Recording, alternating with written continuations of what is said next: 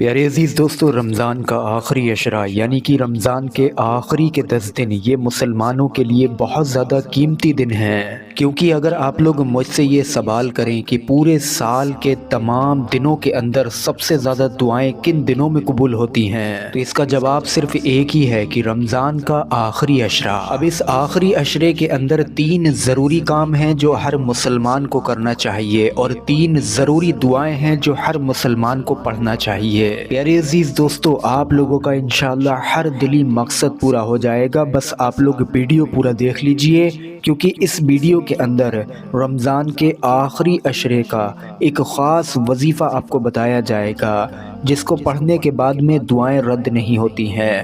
ان خاص دنوں کی برکت سے اور اس وظیفے کی برکت سے آپ لوگوں کی انشاءاللہ ہر دعا قابل قبول ہوگی، اور یہ جو چیزیں میں آپ لوگوں کو بتانے والا ہوں یہ رمضان کے آخری عشرے کی ہیں۔ یقین مانیے ان چیزوں کو، ان عمل کو کرنے سے انسان کا مقدر بہت تیزی کے ساتھ میں سنور جاتا ہے، پوری زندگی انشاءاللہ تبارک و تعالی بدل جاتی ہے۔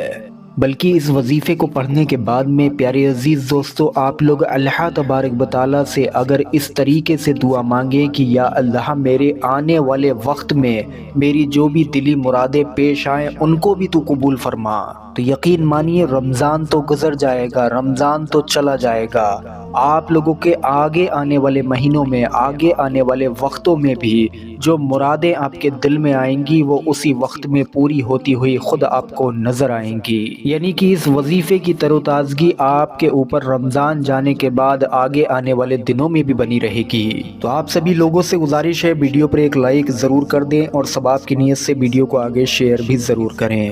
پیارے عزیزان گرامین، رمضان کا آخری عشرہ یعنی کہ 20 روزے سے 30 روزے تک یہ قیمتی کیوں ہوتا ہے یہ سن لیجئے۔ یہ آخری عشرہ قیمتی اس لیے ہے کیونکہ ان آخری دنوں میں شب قدر کی طاق راتیں ہوتی ہیں۔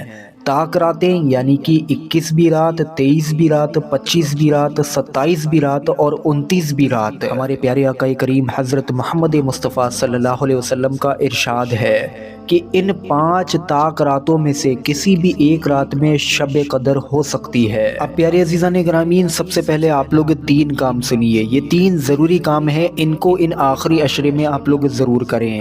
پہلا یہ کہ آپ لوگ ہر رات کو 1 روپیہ میسر آپ لوگوں کو جتنا ہو، چاہے 10 ہو چاہے 1 روپیہ ہو، آپ صدقے کی نیت سے نکالیں اور اس کو رکھ دیں۔ رات میں کوئی لینے والا نہیں ہوگا، اگلے دن میں وہ کسی کو آپ لوگ دے دیں۔ اگر آپ لوگوں نے یہ 1 روپیہ صدقے کی نیت سے کسی کو دیا اور اس رات میں اگر شب قدر ہو گئی تو آپ جانتے ہیں آپ کو کیا ملا؟ آپ کو ملا 84 سال۔ پیارے عزیزان گرامین، 84 ایئرس، یعنی کہ 84 سال تک آپ لوگ 1 روپیہ صدقہ دیتے رہے، یہ آپ کو حاصل ہوا۔ یعنی کہ 1 روپے کو ہم نے 84 سال تک صدقہ دینے کا ثواب پایا۔ اب دوسرا کام سنیے، آپ لوگ ہر رات میں 2 رکعت نفل نماز آپ سے ہو سکے تو پڑھیے، کیونکہ انشاءاللہ تبارک و تعالی اس رات میں اگر شب قدر ہو گئی تو آپ لوگوں کو 84 سال تک 2 رکعت نفل نماز پڑھنے کا ثواب حاصل ہوگا۔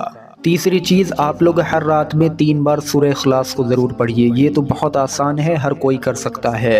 اس کا فائدہ یہ ملے گا کہ انشاءاللہ تبارک و تعالی اس رات میں اگر شب قدر ہو گئی تو آپ لوگ 84 سال تک روزانہ ایک مکمل قرآن پاک پڑھ کے سوئے، اس کا ثواب آپ لوگوں کی نامہ اعمال میں لکھا جائے گا۔ تو میرے پیارے عزیزان گرامین، یہ تو آخری عشرے کے 3 ضروری کام تھے جو آپ لوگ ضرور کریں۔ اگر نہیں کریں گے تو کوئی حرج نہیں ہے، پر کر لیں گے تو آپ لوگوں کو ہی فائدہ ہے۔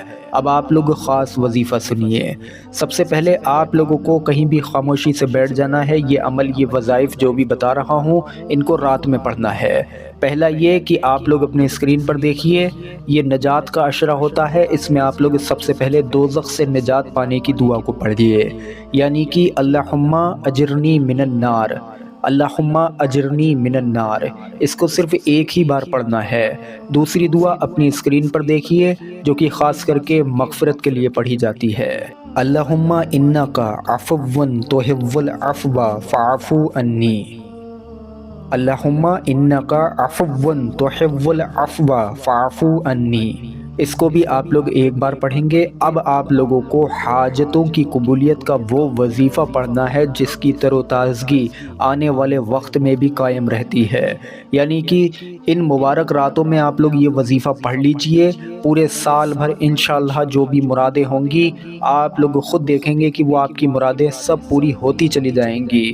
آپ لوگ جو بھی کام کریں گے آگے آنے والے وقت میں وہ کام بنتے چلے جائیں گے۔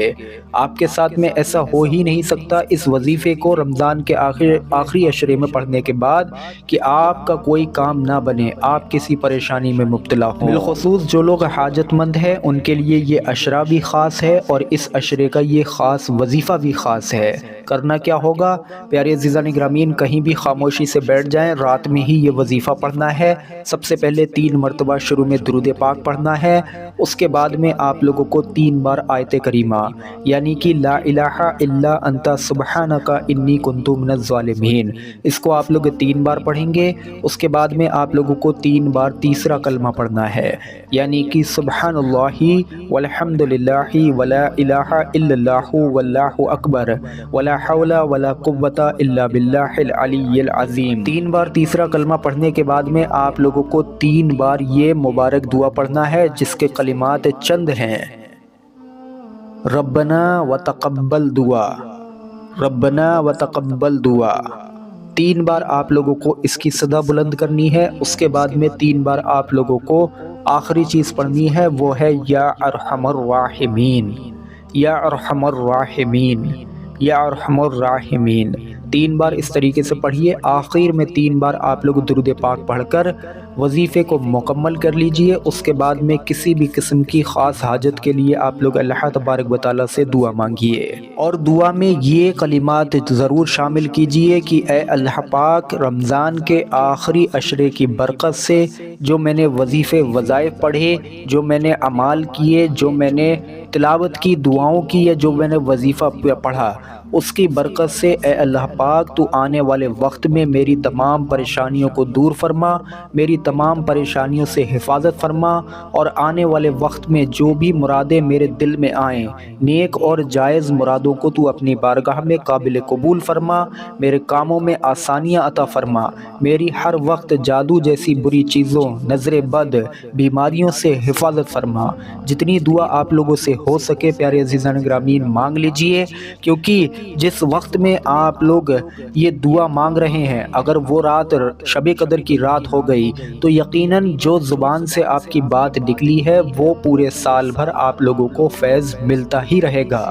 لہٰذا اس آخری عشرے کی ہر رات میں پیارے عزیزان گرامین، بالخصوص جو طاق راتیں ہیں 21، 23، 25، 27 اور 29، ان طاق راتوں میں آپ لوگ اپنی مغفرت کی دعا ضرور مانگیں، دنیا بھر کے تمام مسلمانوں کی مغفرت کی دعا ضرور مانگیں، اور جنت کی چاہت کو بھی ضرور اللہ کے سامنے پیش کریں، اور جہنم سے نجات کی دعا مانگیں، اور اپنے گناہوں کی بالخصوص معافی مانگیں اور توبہ استغفار ضرور کریں۔ اللہ تبارک و تعالیٰ پیارے عزیزان گرامین قرآن کریم میں سورہ قدر کے اندر فرماتا ہے شب قدر 1000 مہینوں سے بہتر ہے، یہی شب قدر کی رات رمضان کے آخری عشروں میں پیش آتی ہے۔